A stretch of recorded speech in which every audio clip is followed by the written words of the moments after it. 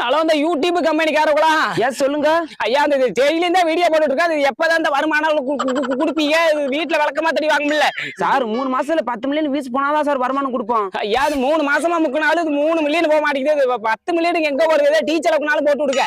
இல்ல sir 10 million views போனாதான் கொடுப்போம். ஐயா சாமி, கோச்சுக்காதீங்க. இது இஎம்ஐ வேற கட்டணும். கை மாத்தா ஒரு 20,000 ரூபாய் மாத்தி விட்டீங்கன்னா கொண்டாடி பிள்ளையோட நல்லா இருப்பீங்க சாமி.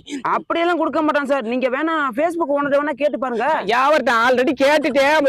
மகளுக்கு ஏதோ திரட்டி வச்சிருந்தாரா, அது கையில இருந்த காசு போனா செலவாயிருக்குன்னு நீங்க மனசு வச்சா பண்ணலாம் சாமி. பண்ணுங்க. சரி சரி, ரொம்ப கஞ்சாதீங்க. உங்களை பார்த்தாலும் பாவமா தான் இருக்குது. இந்த நம்பருக்கு போன் பே பண்ணி விட்டு பாருப்பா. ஐயா, நான் நல்லா இருப்பீங்க சாமி.